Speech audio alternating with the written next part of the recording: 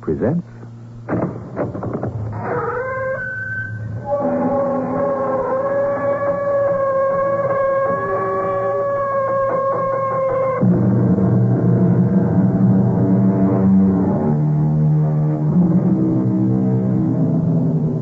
Come in. Welcome. I'm E.G. Marshall. Possibly no period has inspired so many stories of high adventure than the fragment of history known as the Wild West, the era of the cowboy, and his endless war against the gunslinger, the sheep herder, and the Indian. Yet it was only a snippet of history, lasting less than a generation. By the beginning of the last decade of the 19th century, the Wild West was ancient history. Here's an unusual tale from that snippet which may strike you as a parallel with another ancient legend. Stay cool, Lucy. I'll handle it. But you can't. They're killers, all of them. Boone, I'm calling you out. If you ain't got a gun of your own, you better borrow one.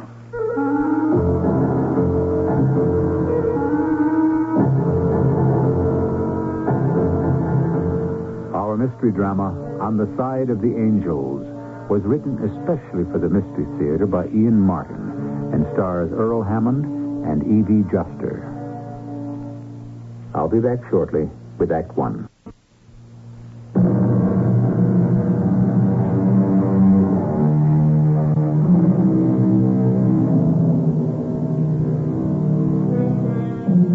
The notoriety of the Wild West was at its height from 1870 to 1880, which is where our story begins, innocently enough. Somewhere in Wyoming territory, a solitary wagon drawn by one sturdy workhorse heads down a mountain trail towards a distant and sparse settlement. Behind the wagon, a cow pony hooked to the tailgate follows along. This is a special rig, a welcome sight to all in this wilderness land. The bandwagon, a traveling general store on wheels. It is driven by a ranch peddler, a tall, lanky man with a heavy, dark beard straggled with gray that grows high on his cheeks, till not much of his face can be seen below his worn old Stetson, but a pair of bright blue eyes. Get along, get along, get along. Get along, doggy. Now, I don't blame you for pricking up your ears, Baldy. Just singing a little old song to forget how hungry I am. And thirsty. Man, I am bone dry, and I reckon you and old Blue back there are, too. So let's you and me pull off the trail here and head for that spread over there. And we can get that young man at the well to give us a drink at least. Hey there, young'un. What can I do for you, Sagebrusher? Well, me and my two ponies here is dry as a gulch. I was wondering, could we water down here? Sure. Oh, thank you. Just help yourself out with the dipper there from the bucket I already drew. I'll draw a couple more and fill up the trough while you unhitch your ponies and bring them over. Well, I take that as right kindly of you, son. I'm not a boy. Oh? Well, what are you then? I'm a woman. My name's Lucy. Well, you sure could have fooled me in them Levi's and busted out hand-me-down boots with them worn-down heels. These are my work clothes. Oh, well, you own this spread all day by your lonesome? No. My daddy and my two brothers live here, too. Well, they don't appear to be about. They rode into town like they do most days. Leaving a little slip like you to handle all the chores? I best get some water in the trough so the horses can drink. Yes, I reckon. Hey, come on, Baldy. Come on, Blue. That's the boy. There you go. Oh, I don't guess that'll be enough. I'll get you another bucket. No, hold on, ma'am. I'll carry the bucket for you. Oh, no, that's all right. Well, I ain't going to steal it. But don't look so scared. I ain't scared. Then what? Well, just surprised, I reckon. Oh, you ain't used to having a man doing for you, huh? You don't have to answer that. Hey, come on now, give me the bucket. Now, your mom up at the house? My mom died 5 years back. When you was just about frying size, huh? Stop talking as if I wasn't grown up. I was going on 18 when she passed away. Well, you don't say. I do say. Here, let me do that. It's my job. Oh, no. Especially not when you're doing me a kindness. Now, you hand me the dipper, though. I'll wet my own whistle before I let the horses finish up. Sure. Here. Thank you kindly. That surely does taste good. There's more. Now, I don't suppose you'd have something for me to eat up at the house, ma'am, and maybe some feed for the horses? Well, I'm afraid I... Well, no, now, don't get me wrong. I'd be willing to pay, only not hard cash money. But you could choose what you want in trade. Like what? Oh, now I got pots and pans and knives and yellow soap and tallow candles, pins, needles, thread, buttons, fancy and plain, dress goods, calico, homespun, cotton of all kinds. Well, you're a bandwagon. That's right, ma'am. I'm a ranch peddler. I'm new to these parts. Name's Hank Boone. Pleased to make your acquaintance, Mr. Boone. Mostly folks just call me Hank. Could I see some of the dress goods, Hank? Why, sure thing, Lucy. Now, you just step around to the back of the wagon. There. Now, I brought a whole new batch up from Cheyenne this trip. You know, the latest thing, just like they have back in the East. Here, let me show you. Now, there's plain cotton, and this here's fancy. They're prints and calico with stripes and squares and... Ain't they pretty? Mm-hmm. Well, what's the point tempting myself? They ain't for me. Well, you fill me and my horse's empty bellies for a couple of days, Lucy, and I'll cut you enough cloth for you to make a Sunday go-to-meeting clad in trade. Oh, I couldn't do that. Why not? I'd need to have my daddy's and my brother's say-so. Wouldn't they consider it a fair trade? I don't reckon so. You better ask them for yourself, Hank, because here comes my daddy and my brother Curly right now. I gotta make tracks so they won't see me talking to you. I don't want them angry with me. Well, why should they be angry? Well, I can't explain it right now. Well, howdy. Who in tarnation are you? I'm Hank Boone, ranch peddler. What are your critters doing in my water trough? Well, drinking, of course. Water's scarce around these parts, mister. Who said they could freeload? Well, now, It was my sister, wasn't it? I seen her run away from the back of your wagon when we rode up. Well, if you'd let me explain, I was just offering her to exchange some yard goods for the water and a square meal for me and my pony. We don't want no yard goods, Mr. Peddler. Well, I'll make you a better barter. Yeah, what? Now, your ranch looks pretty run down to me. Corral gate falling off its hinges, and barn roof needs mending. But look, the ranch house needs chinking and pointing. You feed me, and particularly my horses, good, 3 squares a day, and bed us down, and I'll fix your roof and your cabin and your corral. Well, you'd have to sleep out on the horse barn. Well, I got my own crumb roll, and I'll doss down in the wagon. Okay, you got a deal. That's mighty generous of you, Mr. Stubbs. Jim Stubbs, and don't thank me yet. You're going to work for every bite you get. And don't you forget it. I'm certain sure I won't be let to. I don't like you, mister. Well, I reckon the feeling's mutual. All right, Curly, all right. And you, Mr. Cattlestiff Boone, get on with your chores. Pronto, Senor El Presidente. Your wish is my command. Why, that ornery sidewinder. Let him go, Curly. Pop, if you gone plain local, why'd you want to hire him? First off, because he's right. The spread needs some work. Second, he's cheap. And third, you get a look at that wagon. Not real close. A lot of money tied up in that stock, son. You, me, and Buck could make ourselves quite a little profit on that layout. But it ain't ours. It will be, son. It will be.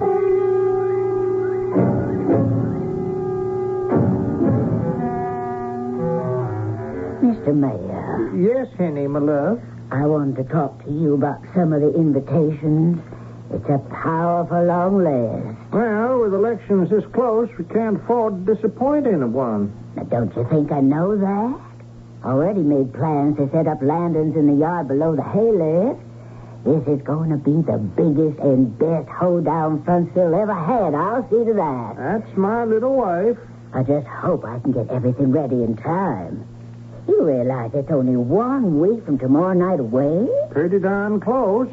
Powell. Yes, my love. Do I have to send an invite to Jim Stubbs and those 2 no-count sons of his? Now, Henny, Jim Stubbs and his boys are all fired up useful to me come vote roundup time. See, they're mighty good at persuading folks to fall in line. And I need every vote I can get this election. Oh, very well. I just hope maybe they won't come. And they might not at that. They ain't much on fandangos and such. Mostly because they know we'll serve punch and not whiskey. In my books, they are animals. Oh, I sure wish I could include that poor little Lucy in the invite. It wouldn't do any good. They wouldn't let her come. What's they got against that poor girl? In fact, she's a woman. Stubbs haven't much use for women, except the fancy kind. They work that poor little thing like she was a jughead mule.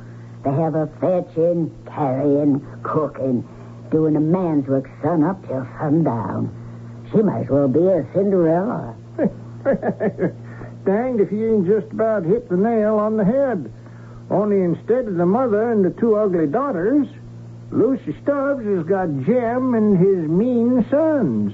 Without any chance of a Prince Charming coming along. Let alone a fairy godmother. Shucks. What are we doing wondering over other people when we got enough problems of our own?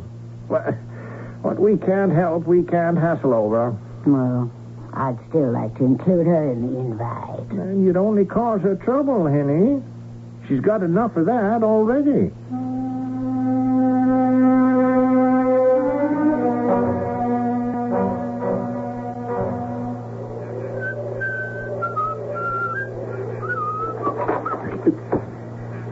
Who's that? It's Lucy. Now, what are you doing down here by the barn this time of night, Lucy? Well, I just finished my chores and washing the dishes. I came down here to get your dirty ones. You can have them, but they aren't dirty anymore. I washed them. Well, you didn't have to do that. No, ma'am, I didn't. Only, well, that's not the real reason you come down here now, is it? Now, listen, Hank. Don't you get any ideas. Well, I got lots of them, Lucy, but none of them ought to worry you. Well, all right. I'll tell you why I come here. If first off you tell me why you stayed. Because I was hungry. Me and my partners. You and the horses got a bellyful tonight. You could have took off soon as it got dark. You don't need to work like a dog for them just for bed and board. You could ride on down into Frontsville with your bandwagon and sell off a quarter of that stock you got in the wagon. Yeah, I reckon I might have done. So? Why'd you stay? Well, ma'am, maybe on a hunch. See, I can see you've been getting the thick end of the stick for a long while now. Maybe I had a notion I might help you out some. I was afraid of that. That's why I took a chance on coming down here tonight. To tell you to pick up your heels and get, Hank. Just as fast as you can. Well, why would I do that? Because if you don't, the only way you're going to be leaving this spread is feet first.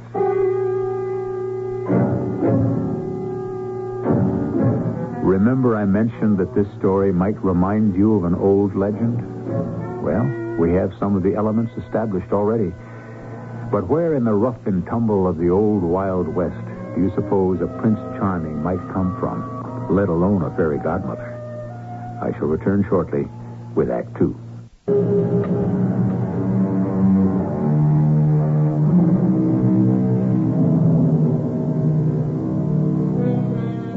For quite a long while after the concerned girl had made her surprising statement, the tall, lanky ranch peddler regarded her solemnly, his piercing blue eyes never wavering.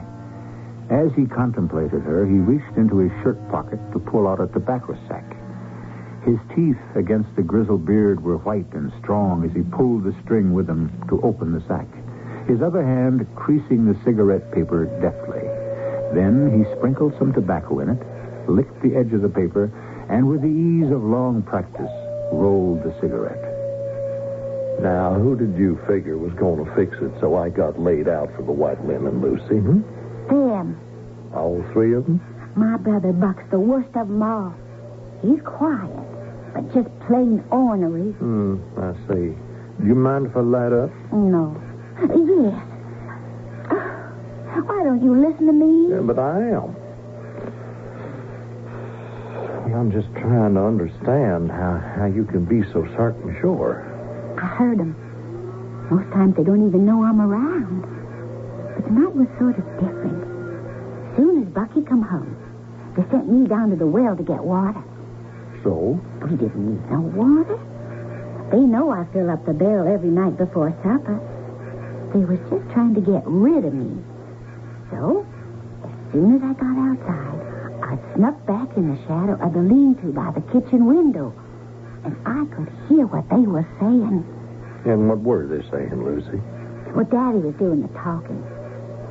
He was telling Buck he only took you on so you'd get the layout back in shape. And then they dry gulch you, steal your wagon in the stock. And just how were they going to send me up Salt River? Kill you? Or just shoot you? For no reason? Oh, they'd have a reason. What? They'd say they caught you messing around with me. And what would you say to that? I don't rightly know. A woman's word don't carry much weight in the prairie dog courts men run around here. Maybe so. Well, looks like I'm forced to pull up stakes. Oh, yes, Hank. Please go. You don't have a chance with them. They tote iron all the time, and they use it. But you don't even wear a gun. That's right. I don't.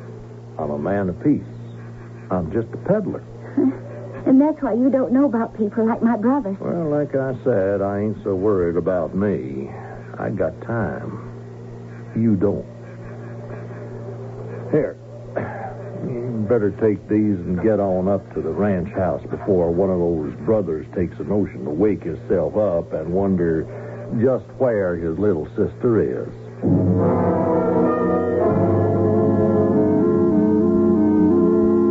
Mr. Mayor.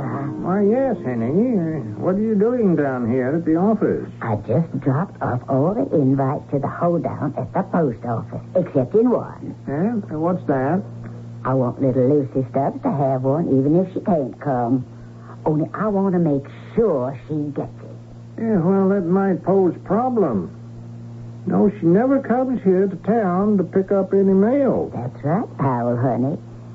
But ain't you planning to ride over to Grant's Junction on election business? I am. Well, then, you got to pass me enough by the Stubbs Ranch. I was thinking you could just stop off and make sure this gets into Lucy's hands herself.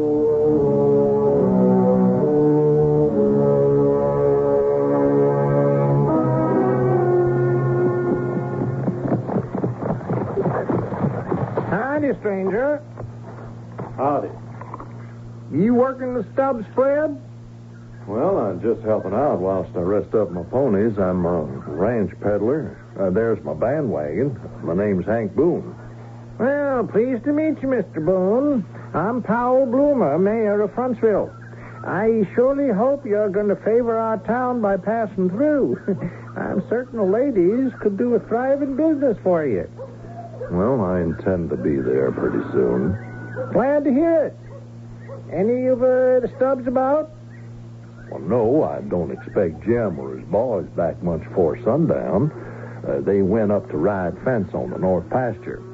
That's so. How about Miss Lucy? Yeah, she's riding fence, too, about a mile up there on the east. Well, I got a letter here I'd like you to get to her. You want I should ride up and take it to her? Well, I wouldn't want to put you out, Mr. Boone, but I'll tell you the truth. I'm kind of anxious it should get into her hands, and, I wouldn't want it. You, wouldn't want her menfolk to know about it for some reason? Well, I I don't know how to explain. Mr. Mayor, you don't have to. I've met Mr. Stubbs and his boys. You can rest assured this will get into no hands but Miss Lucy's. Somehow, I have no doubt. Here, Mr. Boone. Thank you. And by the by, if you're going to pay us the courtesy of a visit and you should happen to be in town a week today, Saturday night, I'd like to issue an invite to a general hoedown and fandango Mrs. Boomer and myself are holding. I take that mighty kindly, sir. If I can attend, I'd be proud to.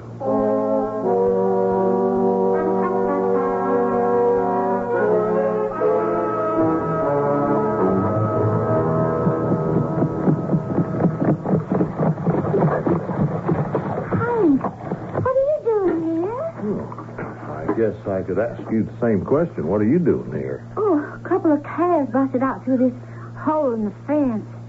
I'm taking down the last strand so I can drive them back into the pasture before the rest of them critters take a notion to bust out onto the range with them. Well, you get the rest of your wire down, and I'll fetch in your Mavericks for you. Yep. There, boy. Oh.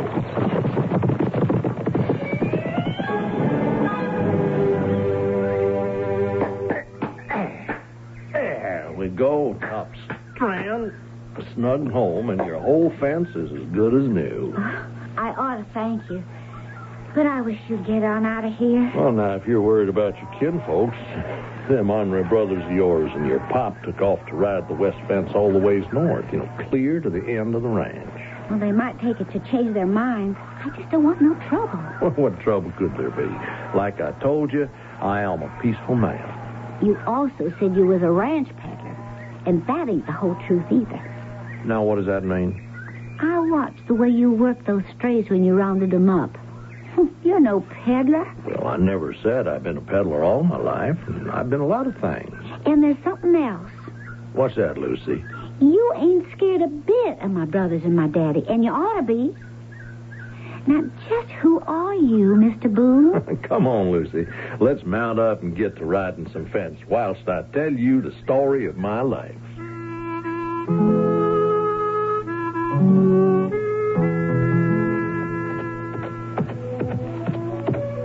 You've been talking for most an hour, and you still haven't told me one real thing about yourself. Well, Lucy, I told you I've been a cowpuncher. I've been boss. It was my whole life until I cut out and put all I saved into a bandwagon. Oh, I know you talked a heap about what you was and what you are. But you ain't told me why.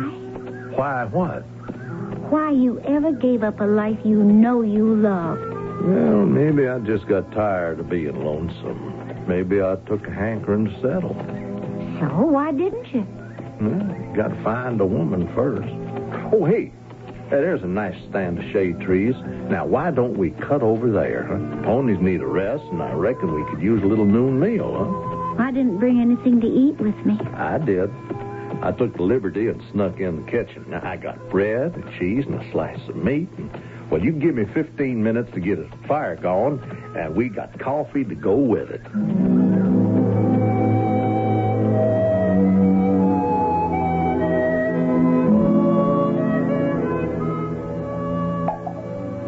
More coffee, Lucy? Oh, no. I've had enough.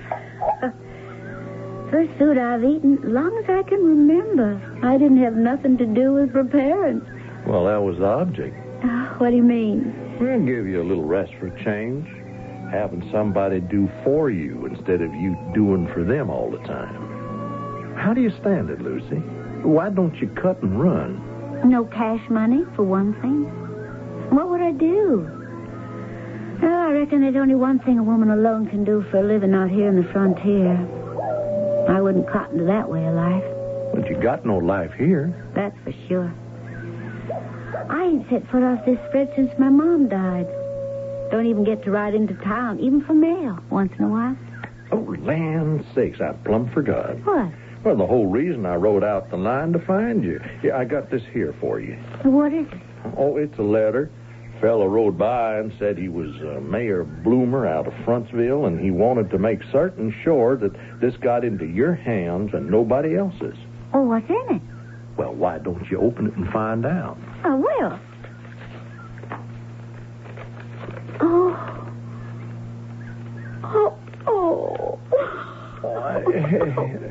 Hey, now, Lucy, I mean, well, how come it gets to you so?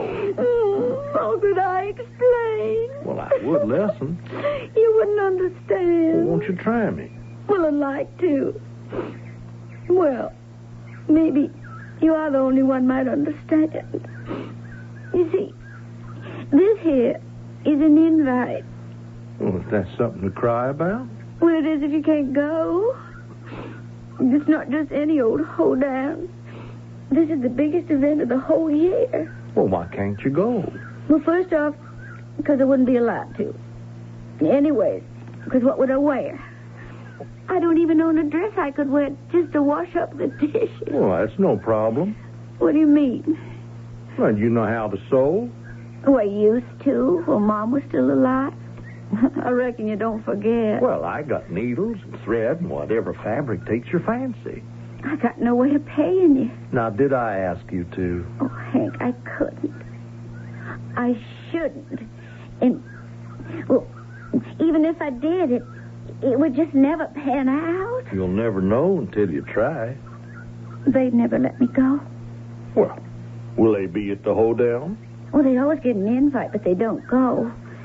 They'd just rather go drinking and playing cards and hanging out with them fancy women down at the saloon. So how would they know if you win? Oh, it don't signify. I got no way of getting there. My coach and one are at your disposal. Cinderella. Huh? Well, isn't that just what you're like? And haven't you got a chance to escape just like she did? Oh, I want to go to the hoedown real bad. Just to wear a dress again and get off this old ranch. No use fooling myself. I ain't about to meet any Prince Charming like she did in the story. Like I say, you'll never know unless you try. Now, stranger things have happened. Maybe the strangest of all is figuring an old sourdough like you for my fairy godmother. Well, I'm too long in the tooth and the beard to be anything like that. Well, I'd still like to know who you are to do this for me. Well, let's say I'm a fellow who found the way to set himself free. And maybe I'd like to help anyone else do the same thing. Now, you going to do it, Lucy? Yes. Lord help me. I am. In spite of all, I just want this one fling. In spite of all what? I can just feel it in my bones, Hank. Nothing comes that easy to me. Oh, I just pray to heaven nobody gets hurt, ain't got it coming to them.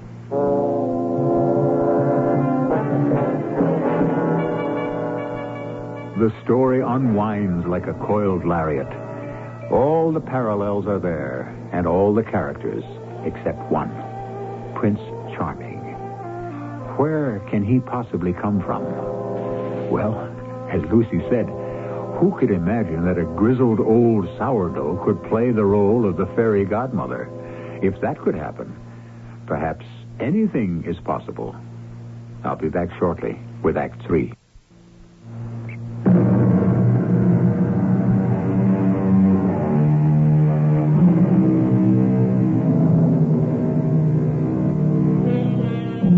The week before Frontsville's greatest shindig has fled rapidly for Lucy. She had picked a pure white cotton, overprinted with a pattern of blue flowers. She has sewn it in secret, in moments stolen from her daily chores. And it is finished none too soon, because tonight is the night of the dance. Ain't you riding into town tonight, Daddy? Depends on boys, Lucy. I thought maybe you might be going to Mayor and Mrs. Bloomer's big shindig. No, we wouldn't be going there. Tea and punch and lady fingers ain't just our style. We ride in and we go for man's enjoyment. Regular Saturday night poker game. Oh, Curly. Well, what's our hired hand have to say? Oh, he reckons about 2-3 more days he'll finish up. Yeah, steady. We got time to make our move, huh? Yeah. Where's Book? Saddling up. Ain't we riding into town? No reason now we shouldn't. I'll go get my cow out and my gun belt. What time will you all be home? What do you care? I'd just like to know. Well, then I guess somewhere the other side of midnight.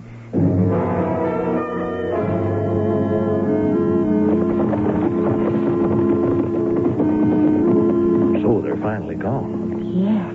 Oh, I thought they would never leave. So did I. Yeah, but they did. And it's getting sort of late. Now, ain't it time for you to get all dressed up for the ball, huh? I ain't going. Well, how come? It's too dangerous. I know it's going to mean trouble.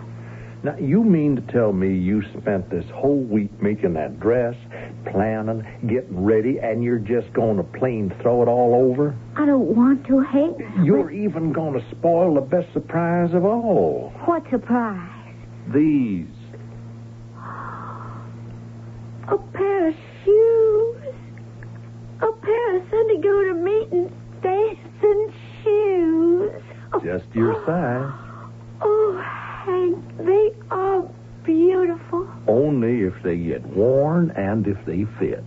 Well, it appears as if they are, huh? Well, why don't you go and find out?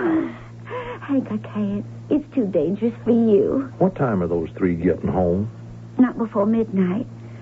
Probably not till near sunup. But I couldn't take any chance. Till midnight, I'd ought to be safe. Okay, then I'll be your coachman. I'll drive you to the hoedown and fetch you home before midnight. And then I promise I'm going to take off for good before they try to dry gulch me. If that's a promise, then I'll take my chances and go to the bar.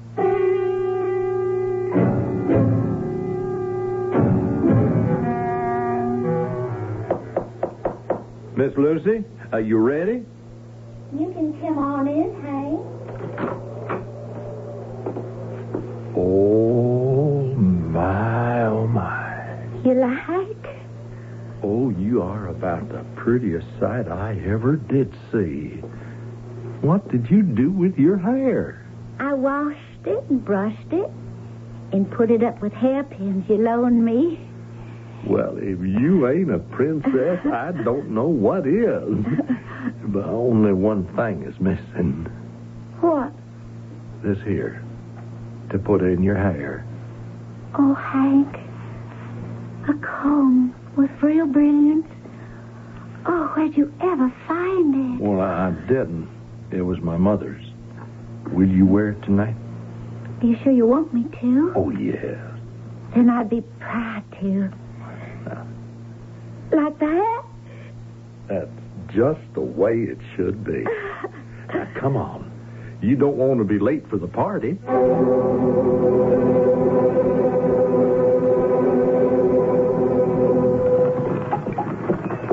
Here you are, madame. I'm scared. I'm afraid to go in. Just swallow once and put your best foot forward. Here. Come on, let me help you down. Oh. I feel just as light as air. Oh, you don't feel no heavier than a tumbleweed. And you are powerful beautiful. Am I, Hank? Appears that way to me. No. I wish you was coming to the dance with me. What, an old rawhide like me? And I cramp your style. Now, you go find yourself a nice young buckaroo. Suppose I can't find one I want. The mayor, and, yeah, I guess that's his wife. They're waiting for you on the receiving line. You'll be back for me before midnight. Now, don't you worry. And even if you're a little late, the old bandwagon won't turn into any pumpkin.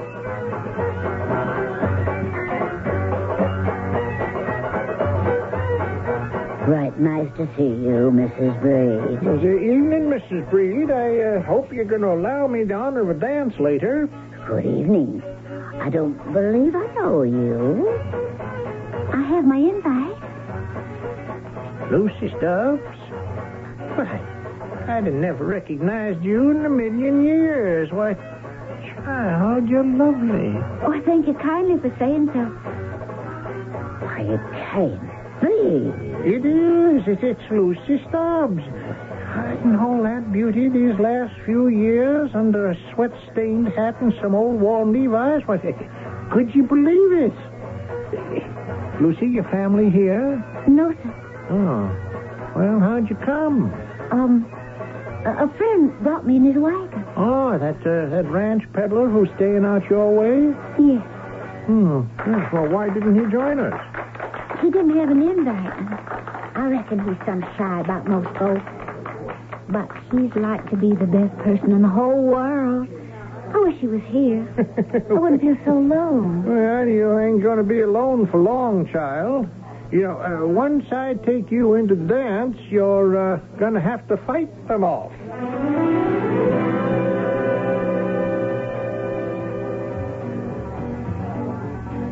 Having a good time, Lucy? Oh, the best, Mr. Mayor. Yes. You found a young man? Oh, not quite yet. Oh. Well, looks like you have a new partner. I've never seen this young man before.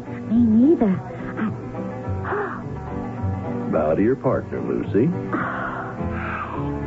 Oh, shucks. Now, is it that easy to spot me, huh? Oh, you can shave off all your whiskers and come up with skin pink as a baby, but you can't change those blue eyes.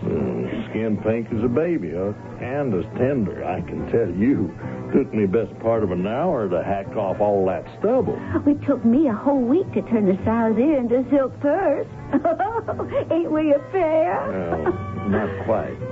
You're beautiful. And what do you think you are? And so young. Can't we go somewhere right away and just be alone? Well, now, you don't have to twist my arm. Come on.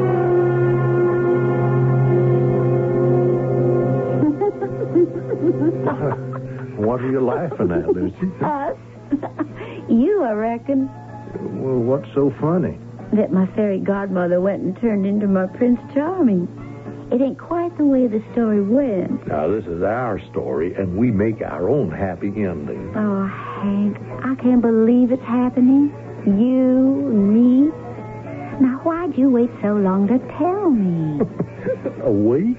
Well, why didn't you say something sooner? Well, I had to give you a chance to know.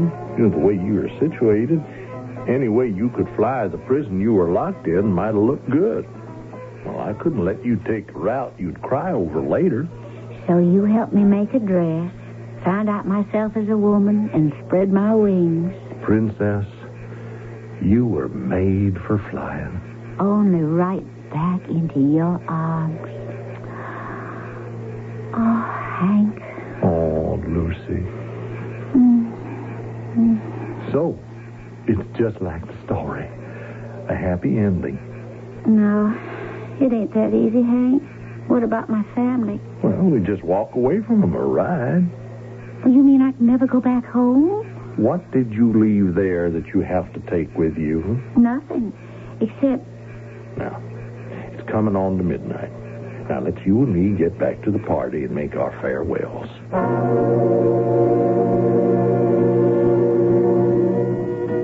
Mr. Mayor. What is it, Henny? Look who just came in. It's the Stubbs boy. Yeah, so it is. Well, we did invite them, you know. Against my will. Well, Lucy and that nice young man. Yes, and I don't see them. Well, I'll go greet Jim and his boys. You go see if you can find Lucy and tell her to keep out of sight. Why, good evening, Mr. Stubbs. I didn't think we were going to have the honor of your company. Well, me and the boys felt we ought to put in a token appearance. Well, you're most welcome. Can I get you some punch? I know 'em. I reckon we'll just... Oh, What? look. That's pretty good, all right, but what? You can't recognize your own daughter? That's Lucy. By damn, you're right. Who's that fancy fellow with her? Well, I wouldn't know him without the whiskers. Excepting for them boots with the fancy stitches he's wearing. That's the ranch peddler. Why, that ornery no-count going behind our No, back. I hope there isn't going to be any trouble. No trouble, Mrs. Bloomer. I'm just going to call him out. And you just stay out of this, ma'am. This here is man's business. Hank Boone. Oh, Hank, it's Curly. Now, stay cool, Lucy. I'll handle it. But you can't. They're killers, all of them. Boone, I'm calling you out. If you ain't got a gun of your own, you better borrow one. You don't want to call me out, Curly. I'm warning you. Don't you try to weasel. You gonna have a gun on your hip? I'll do better. You let me fetch my belt, and I'll have one on both.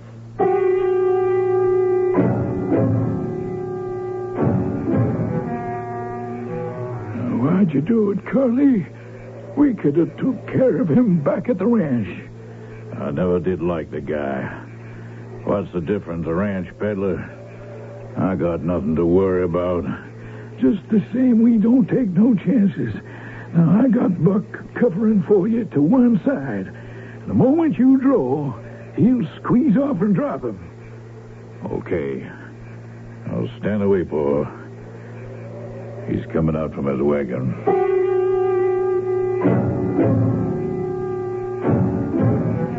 Please don't go up against him, Hank.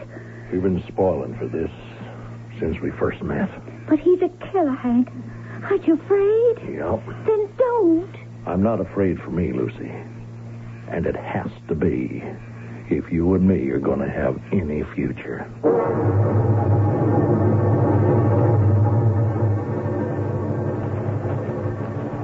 You ready, peddler? I'm ready. Then draw down. No, don't shoot. I oughta, Jim Stubbs. Your boys tried to sidewind me, and I had to kill them both. This ain't any prettier for me than it is for you. Can't you smile again, Hank? Well, give me time, Lucy. At the moment, I'm too ashamed of myself. What do you have to be ashamed of? Well, I grew up a cowhand. I was always quick with a gun. I was only 20 when Pecos John come to our town. Now, he picked a quarrel. I didn't. It was just my gun was faster. And then from then on, I was a marked man. What do you mean? Well, every vaquero figured he could slip a gun out of the holster faster than I could, wanted to go up against me. And I was marked for a killer. I didn't want it. Knowing as I did, sooner or later someone would draw faster than me, so I took my savings and bought me a bandwagon and I just hoped for some peace. Well, ain't you got that now? Yes, Lucy. I am daring to hope I have. But that ain't the best part. What is? It ain't going to be a long, lonely ride anymore. I got company to keep me warm. I got you.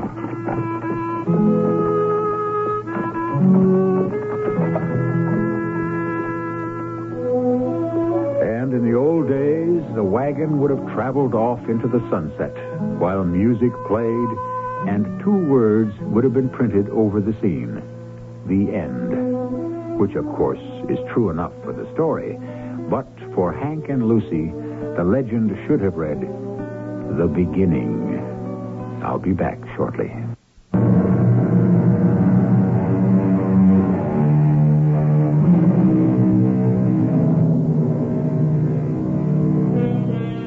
The kind of raw justice that was meted out in the days of the Wild West is, of course, indefensible. No nation can live by anarchy. But sometimes, particularly when it's only a story, we can all silently applaud the side that we think is right, even if the methods are against our natural impulses. For example, I would hope that in the story you have just heard, you would be on the side of the angels.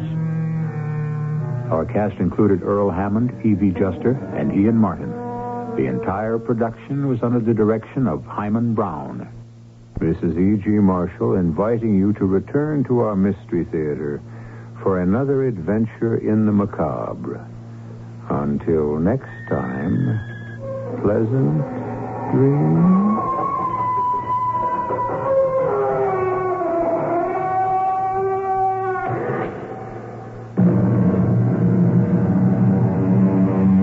This is the voice of the Rocky Mountain West. Radio 85, KOA Denver.